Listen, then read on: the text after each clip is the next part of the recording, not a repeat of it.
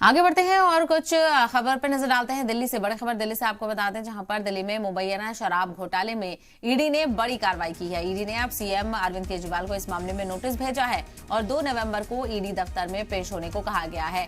हालांकि ये पहला नोटिस नहीं है। इससे मामले में 19 अप्रैल को सीबीआई ने दिल्ली के वज़ीर आला अरविंद केजरीवाल से अपने ऑफिस में करीब 9.5 घंटे तक पूछताछ की थी। तो यहाँ पर ईडी की कार्रवाइयां दिल्ली शराब घोटाले को लेकर बढ़ती हुई नजर आ रही हैं। एक तरफ पहले ही मनीष सिसोदिया और संजय सिंह से पूछताछ जारी है, उनके अलावा भी कई लोगों से पूछताछ जारी है।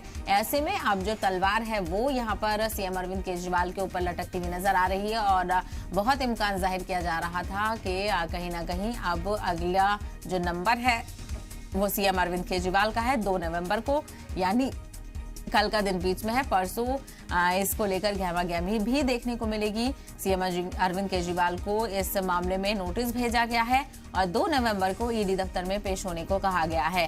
हालांकि ये पहला नोटिस नहीं है। इस मामले में 19 अप्रैल को सीबीआई ने दिल्ली के वज़ीर आला अरविंद केजरीवाल से अपने ऑफिस में करीब 9.5 घंटे तक पूछताछ की थी।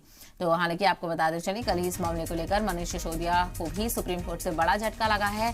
जमानत से इनकार किया गया, चूंकि ईडी की तरफ से कहा गया है कि मनी ट्रेल मिल गया है। 338 करोड़ रुपए का मनी ट्रेल की बात ईडी ने कही, तो वहीं सुप्रीम कोर्ट की तरफ से कहा गया कि 6 से 8 महीने में जांच को पूरा किया जाए, उसी के बाद जमानत के रास्ते खुल पाएंगे। तो दूसरी तरफ अब दिल्ली शराब घोटाले में ईडी की कार्रवाई आगे बढ़ती हुई नजर आ रही है। ईडी की तरफ से अब सीएम अरविंद केजरीवाल को इस मामले में एक बार फिर से नोटिस भेजा गया है। चूंकि इससे पहले सीबीआई की तरफ से नोटिस भेजा गया था और तकरीबन 9.5 घंटे तक सीएम अरविंद केजरीवाल से पूछताछ की गई थी और अब इस बार ईडी की तरफ से सीएम अरविंद केजरीवाल को नोटिस भेजा गया है और 2 नवंबर को ईडी के दफ्तर में पेश होने को कहा है। हालांकि ये पहला नोटिस नहीं है। इस मामले में 19 अप्रैल को सीबीआई ने दिल्ली के वज़ीर आला अरविंद केजरीवाल से अपने ऑफिस में करीब 9.5 घंटे तक पूछताछ की थी। तो दिल्ली के मुबैना शराब घोटाले में लगातार आम आदमी पार्टी की मुश्किलें बढ़ती हुई नजर आ रही हैं। मनीष सिसोदिया और संजय सिंह पहले से ही जेल में हैं। ऐसे में अब देखना होगा कि अरविंद केजरीवाल से 2 नवंबर को क्या कुछ पूछताछ होती है और क्या कुछ खास यहाँ पर रहने वाला है। क्या ऐसा कहीं ऐसा तो नहीं सीएम अरविंद केजरीवाल की मुश्किलें यहाँ पर बढ़ जाएंगी, क्योंकि इससे पहले भी सीबीआई की तरफ से उनसे पूछताछ की गई थी और अब इस दिल्ली शराब घोटाला मामले में ईडी की तरफ से भी सीएम अरविंद केजरीवाल को समन जारी किया गया है। 2 नवंबर को उन्हें पेश होने के लिए कहा गया है।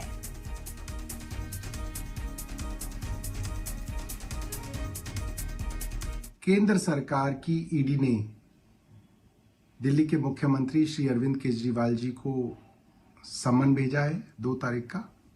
इससे बात साफ हो जाती है कि केंद्र सरकार का एक ही मकसद है, किसी तरीके से आम आदमी पार्टी को खत्म कर देना, और इसके लिए वो कोई कसर नहीं छोड़ रहे। किसी तरीके से कैसे भी फर्जी केस बना के मुख्यमंत्री अरविंद केजरीवाल जी को जेल में बंद किया जाए और आम आदमी पार्टी को खत्म किया जाए।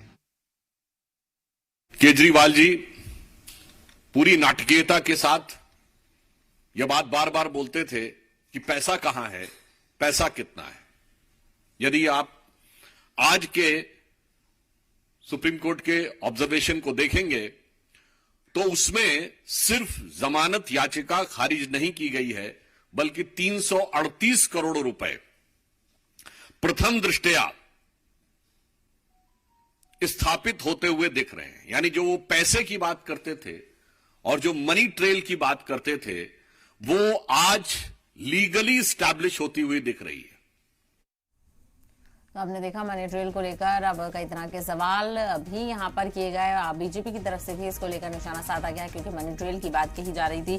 सुप्रीम कोर्ट ने भी कहा था कि ईडी की तरफ से मनी ट्रेल को लेकर चीजें वाजे की जाएं और कल ही जब मनीष सिसोदिया की जमानत अर्जी पर सुप्रीम कोर्ट में सुनवाई हुई तो 336 के करीब मनी ट्रेल की बात ईडी की तरफ से की गई। उसी के चलते मनीष सिसोदिया को बड़ा झटका लगा, जमानत अर्जी खारिज कर दी गई और अब यहीं आपको बताते चलें कि सीएम अरविंद केजरीवाल पर भी अब तलवार लटकी हुई नजर आ रही है।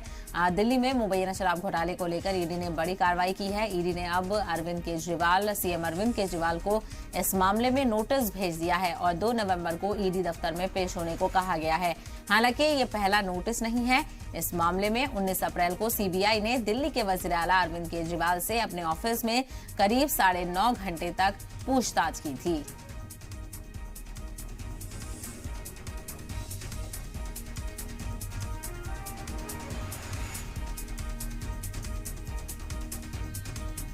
तो ऐसे में अब देखना ही होगा 2 नवंबर को जब सीएम अरविंद केजरीवाल ईडी के दफ्तर पहुंचेंगे तो क्या कुछ सियासी हलचल देखने को मिलेगी। हालांकि दिल्ली शराब घोटाले को लेकर आम आदमी पार्टी सारे इल्जामों को सिरे से नकार रही है।